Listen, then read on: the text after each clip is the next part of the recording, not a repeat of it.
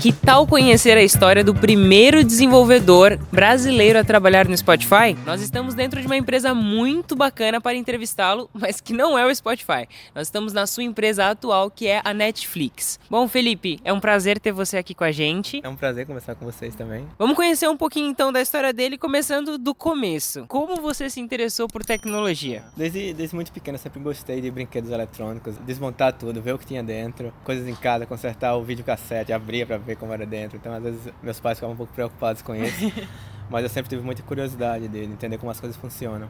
E quando eu tinha 11 anos, mais ou menos, eu tive meu primeiro computador. Então eu comecei a quebrar e consertar ele várias vezes e isso criou um interesse em mim para entrar nessa área de informática. E seu primeiro contato com programação, efetivamente? Meu primeiro contato com programação eu tinha na faixa de uns 15 anos, eu imagino. Estava no colégio ainda, mas comecei fazendo sites com os amigos, sites de bandas de música e coisas assim, só por diversão. Então, basicamente, você sempre teve certeza de que era com tecnologia que você queria trabalhar. Quando você entrou na faculdade e decidiu que quero fazer ciência da computação, você já tinha uma noção do que era programar. Sim, quando eu entrei na Universidade Federal de Campina Grande, na Paraíba, para ciência da computação, eu já tinha uma certa base. Obviamente, minha base era autodidata, então a base teórica não era tão forte, mas eu já tinha prática com algumas coisas que tinha desenvolvido. E aí, depois que você terminou ciência da computação, como que foi essa sua saída do país? Eu sempre pensei muito no que eu ia fazer depois dos meus estudos e eu pensava em sair do Brasil na primeira oportunidade que eu tivesse. Era uma coisa que desde muito novo eu queria ter uma experiência fora do país. Eu fazia muita coisa fora da universidade, no sentido de participar de projetos open source, conferências.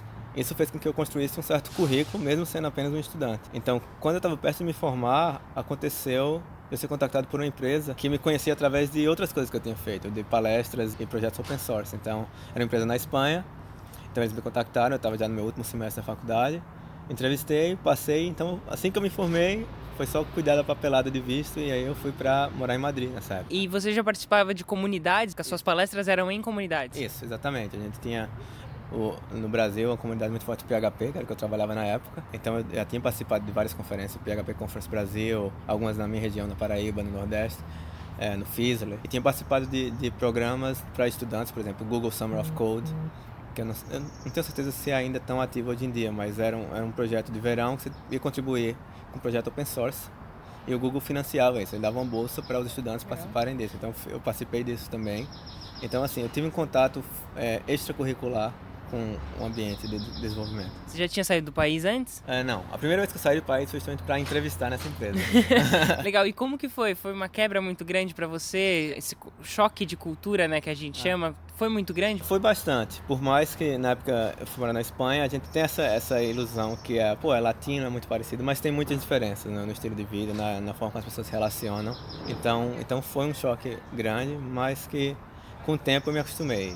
Desde então eu vim me acostumando com mudanças. Como que foi então, depois que você trabalhou nessa empresa na Espanha, aí você prestou para o Spotify? Eu passei entre 1 ano e meio e 2 anos nessa empresa, e aí eu estava pensando que era o momento de mudar, a empresa estava passando por mudanças e eu não estava muito contente com a direção que estava tomando, então eu queria mudar de trabalho. Então eu apliquei para o Spotify, eu mandei o currículo, e aí me contactaram. Essa empresa, a Twente, ela se chama, ela tem uma reputação muito boa na Europa, então o Spotify já conhecia, mais ou menos. O Spotify estava bem no começo, né? Isso foi em 2011. Ele não tinha a estrutura que tem hoje, então todas as entrevistas foram online, eu não fui presencialmente no escritório para entrevistar. Legal. Então eu fiz entrevistas com ele, recebi uma oferta e decidi que seria bom para mim. Você entrou como? É o nível pleno, né? Software Engineer. Legal. Conta um pouquinho pra gente, se você lembrar do processo de seleção do Spotify, como que foi mais ou menos? Eu imagino que hoje ele já deve ser bem diferente, porque faz um pouquinho de tempo, mas como que foi? O processo de seleção normalmente, como é na maioria das empresas, tem a parte técnica e a parte não técnica. Normalmente a parte não técnica você vai conversar com o gerente para alinhar expectativas suas e da empresa. Então eles vão mais ou menos apresentar o tipo de emprego que eles têm a oferecer, o tipo de projeto que você pode participar, e você vai demonstrar que tipo de pessoa você é e como você se alinha nesses interesses. Então é meio que uma conversa que tem os dois lados. E quando as coisas se alinham aí, então você vai à parte técnica, né? Normalmente são entrevistas mais voltadas a código. Na época, como você imagina, era diferente de hoje, era uma empresa menor. Então a gente tinha um exercício de código para fazer fora da entrevista e depois discutir durante a entrevista. Hoje em dia eu não acho que se faça mais isso, porque é uma coisa que requer... Tem vários fatores para não se fazer mais isso. Mas foi o que eu fiz na época. E eu tive também uma entrevista técnica para discutir coisas não relacionadas ao código que eu escrevi, mas em geral, conhecimento de computação e desenvolvimento de software. Legal, eu imagino que, bom, Espanha, a gente tem até um clima mais parecido com o Brasil, mas Spotify fica na Suécia, né, em Estocolmo. Quais foram as principais diferenças que você encontrou, tanto socialmente falando, quanto de empresa mesmo? A Suécia tem uma cultura bem única em diversas formas. Por exemplo, a forma como as pessoas se relacionam, a forma como as empresas são estruturadas, a forma da cultura de trabalho e, obviamente, no dia a dia o clima e a rotina que você tem, né? Então, tudo isso era muito novo para mim, certo? Então, eu cheguei lá no inverno, cheguei lá na Suécia em janeiro, então você já imagina o primeiro choque foi isso aí. Então, na Suécia, normalmente não existe muito a cultura muito de pouca hierarquia, as coisas são muito achatadas, poucos níveis de hierarquia. As coisas são muito mais conversadas e discutidas com pessoas de diversos níveis de conhecimento do projeto. Então as pessoas, tanto as mais experientes como as menos experientes, têm a oportunidade de dar a sua opinião. E no dia a dia toda a rotina de morar numa cidade que você cresceu no Brasil, você tem os seus medos e suas inseguranças, você mora num lugar que você não tem que se preocupar com violência, onde tudo funciona. Isso realmente é uma coisa que é muito bom. Então eu gostei muito dessa experiência lá. E o relacionamento social com as pessoas é diferente, que também é uma cultura muito introvertida. Então eu sou uma pessoa introvertida, então eu me encaixei muito bem nisso aí. Mas os suecos eles são bastante introvertidos, então não existe essa pressão para você ser a pessoa que mais aparece, que mais faz as coisas, que mais assim demonstra fazer as coisas, não necessariamente quem mais faz, mas quem mais demonstra. Não existe essa pressão lá, então eu achei isso bem bacana também. E você como pai, como que é a questão de educação, como que é essa questão do acesso à saúde, enfim, a todos os benefícios que o governo, em geral, ele disponibiliza para os seus cidadãos? Então, meu filho já nasceu lá, né? Quando eu fui não tinha filho, ele nasceu lá. E tudo foi fantástico, assim, desde todo o acompanhamento que a gente recebeu no pré-natal, o parto, tudo saúde pública de altíssima qualidade, com custo zero. Então isso foi meio que mind-blowing, né? Então assim, foi uma experiência muito bacana, assim, muda a perspectiva que você tem de como as coisas deveriam funcionar. E realmente me mudou muito com a forma que eu vejo como a sociedade deveria funcionar.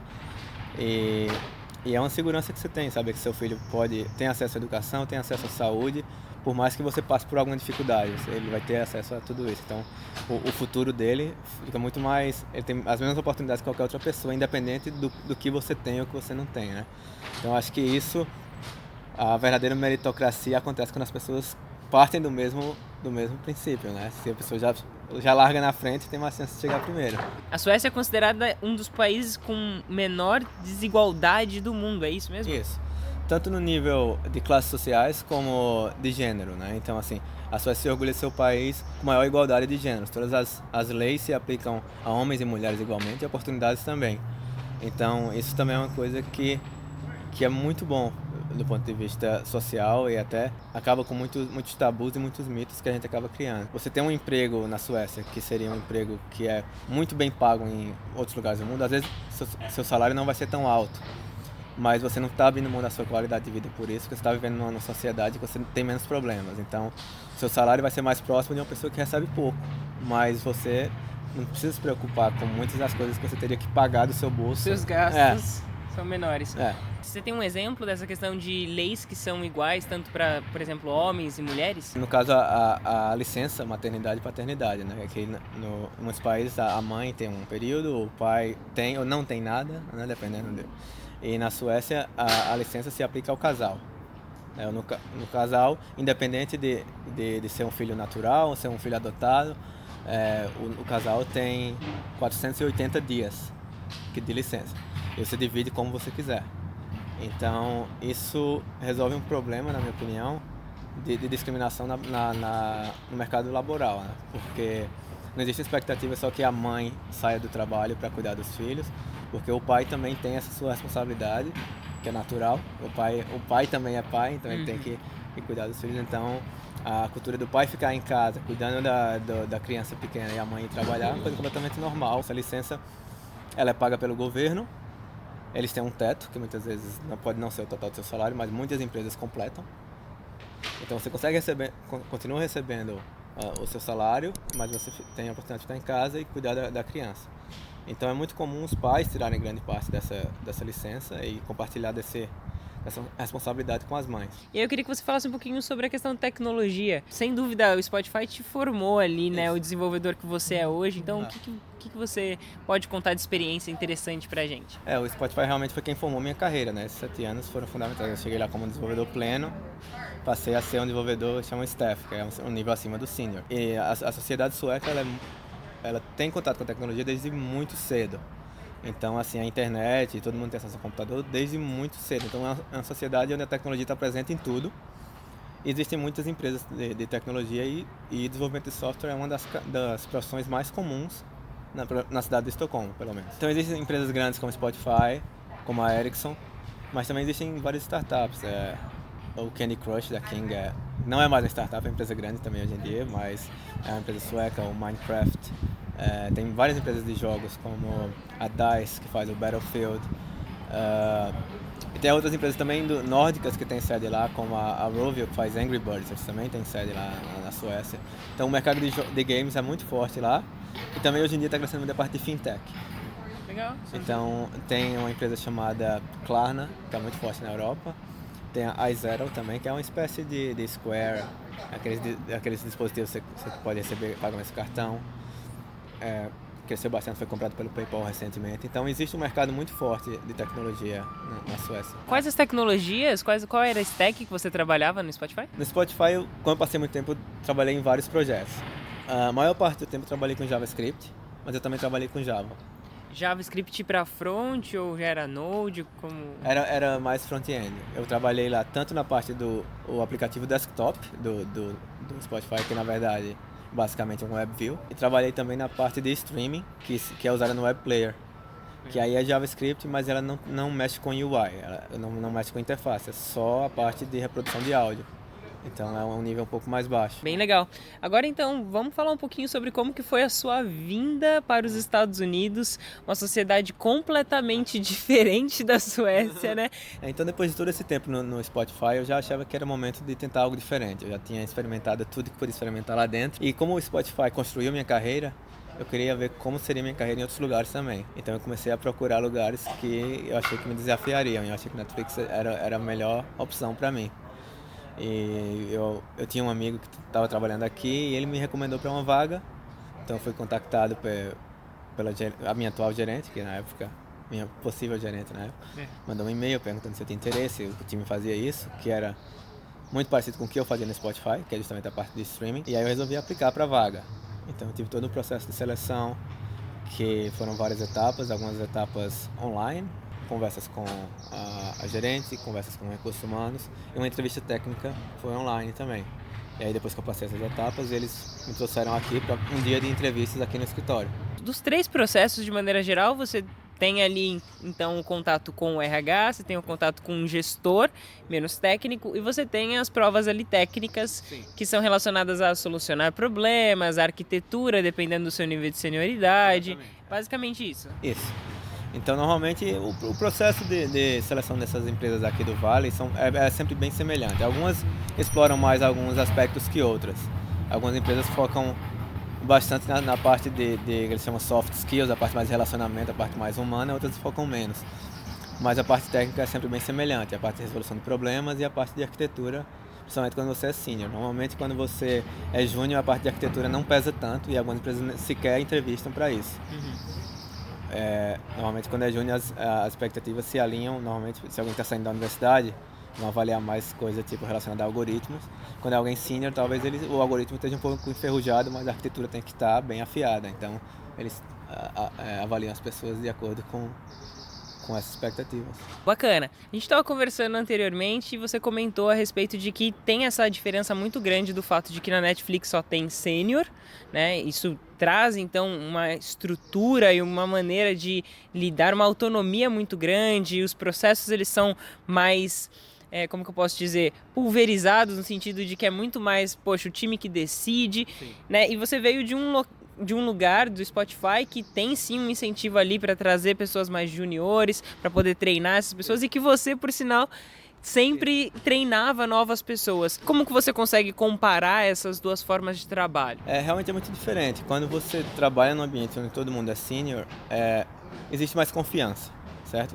Então as pessoas têm mais autonomia para tomar decisões e menos risco das decisões serem erradas. Ou pelo menos se espera que tenham menos risco. Então as coisas andam num passo diferente. Os próprios executores das tarefas têm muito mais controle das coisas que estão acontecendo. Num ambiente como o Spotify, que tem mais gente júnior, existe um pouco mais de processo. Processo no sentido de das coisas serem mais discutidas, mais compartilhadas com um grupo maior. Aqui eu tenho autonomia, estou trabalhando num projeto, eu sou responsável por ele, eu tomo a decisão e toco adiante. Num ambiente onde tem mais gente júnior, isso precisa ser conversado mais e mais discutido, mas é bem gratificante você ter o compartilhamento de conhecimento e ver as pessoas crescerem. Você tem bastante contato com os brasileiros, sua família ainda está no Brasil, certo? Sim. E você deve ter amigos, assim como a gente. Tem algum tabu muito grande que você ouve a respeito dessas duas empresas, Spotify, Netflix, que você acha que, tipo, importante quebrar? Eu acho que existem tabus em qualquer empresa de tecnologia que você acha que o nível das pessoas que estão ali são muito acima do seu. É muito comum você ter esse tipo de crença, e não é o caso. Você vê que todo mundo aqui é gente que tem suas dificuldades, tem suas qualidades, mas também tem suas dificuldades, né? Ninguém sabe tudo. Então, por mais que seja senior numa grande empresa do Vale do Silício, não quer dizer que você é diferente de uma pessoa normal. Então, a gente tem essa percepção que alguém chegou nesse nível é porque ele é especial, não é? Sabe? Então, assim, é todo mundo humano, todo mundo comete erros, todo mundo quebra código em produção. Então isso acontece todo dia. Bom, pelo que a gente percebeu, é possível. Né? É possível chegar no Spotify, é possível chegar no Netflix. É importante estudar bastante, pelo que eu percebi, e principalmente tentar. Né? Você precisa entrar no processo de seleção, porque só assim você vai saber se você vai passar ou não. Então, sabendo que é possível, Felipe, eu queria que você agora comentasse um pouquinho, desse algumas dicas para quem tem interesse, mas não sabe exatamente como se preparar, como chegar aí onde você chegou. Acho que tem que começar com a mentalidade que o não você já tem, né? Então você tem que correr atrás do sim. E aí tem muitas coisas que você pode trabalhar, assim. A educação formal é um caminho, mas não é o único caminho, certo? Então, assim, você ter um diploma ajuda mais na parte burocrática do que na parte mais prática, entendeu? Então, assim, é importante reconhecer que às vezes as coisas são um pouco mais complicadas quando você não tem um diploma, mas ainda assim é possível também. É claro que é importante buscar, muitas vezes o processo seletivo de várias dessas empresas não foca apenas no dia a dia. Então é importante se preparar para isso, porque principalmente quem vem de um background mais autodidata, muitas vezes não teve tanto contato com a parte mais teórica. Então é importante dar uma reforçada nisso aí, dar uma estudada. Tem livros, você pode ir atrás de livros bem acadêmicos, ou também pode ir atrás de conteúdo mais focado em entrevistas. Existem livros famosos, Cracking the Code Interview, Programming Pearls e vários outros que ajudam bastante nessa parte de entrevistas. Mas é importante dar uma revisada nessa parte teórica também, que todas as empresas com quem eu já conversei, eles esperam que você tenha pelo menos um conhecimento básico da parte teórica, de algoritmos, de estruturas de dados, complexidade, todas essas coisas eles esperam de você. Então, é meter a cara, tentar estudar, tem várias coisas, tem vários recursos online gratuitos que você pode buscar e aplicar. E se tiver contatos nessas empresas, conversar com essas pessoas, saber como é lá, às vezes as pessoas podem recomendar. Realmente o processo de pessoas que são recomendadas. Essas empresas recebem milhares de currículos todos os dias. Então, se você mandou e não recebeu uma resposta, não necessariamente é algo ruim. Às vezes ninguém nem teve a oportunidade de ver o seu currículo. Então também é uma dica, tipo, a forma como você prepara seu currículo é ser eficiente. Porque a recruta tem 5, 10 segundos para olhar cada currículo e passar adiante. Então, coloca o mais importante lá para a pessoa bater o olho e, essa pessoa pode encaixar aqui. Então, saber estruturar como você se apresenta para a vaga. Não faz um currículo genérico, manda para todo canto, um currículo extenso que exija que eles leiam, porque eles não vão ler. Eles não têm como ler, é humanamente impossível. Provavelmente um não significa que você não é qualificado para aquela vaga. Isso acontece muito frequentemente, são o que eles chamam os falsos negativos, né? Então existem muitos falsos negativos nessa área. As empresas, quando eles recebem tantos currículos, eles podem se dar ao luxo de perder um bom candidato. Para eles é melhor perder um bom candidato do que contratar um mau candidato. Porque o custo de trazer uma pessoa, de todo o processo de visto para não dar certo, então realmente eles são muito estritos no processo por causa disso, porque o custo de trazer uma pessoa que não vai dar certo é muito alto. Então eles preferem perder um bom candidato. Nesse caso, esse bom candidato que eles perderam pode ser você, então não deixe o não abater, sabe? Continua tentando, tenta outras empresas, busca alguma coisa que você se identifique. E pessoas sem graduação, sem um diploma, você conhece pessoas aqui no Vale do Silício e lá na Suécia? Na verdade, pessoas locais é muito comum. Estrangeiros é um pouco mais difícil, porque os processos de visto normalmente colocam um pouco de barreira. Então existem formas de você justificar a experiência sem um diploma, e alguns países aceitam, outros não. Então depende muito do país. É isso, eu gostaria de agradecer a sua participação mais uma vez aqui com a gente. Eu que agradeço a oportunidade. Contar um pouquinho da sua história para poder inspirar mais e mais pessoas. Pessoal, eu espero que vocês tenham gostado. Se vocês tiverem mais dúvidas, deixem nos comentários para que a gente possa retornar essas dúvidas para o Felipe, para que ele possa compartilhar com a gente as suas respostas. Mas a mensagem que eu quero deixar no final é exatamente o que o Felipe falou em relação à história dele. O não você já tem, e se é realmente algo que você quer, é sair do país, estuda muito e tenta. Conversa com pessoas que já trabalham fora do país, procura as pessoas no LinkedIn, adiciona elas, manda convite, faz as suas perguntas, tira as suas dúvidas, mas não deixe de tentar. Pessoal, muito obrigada e até a próxima.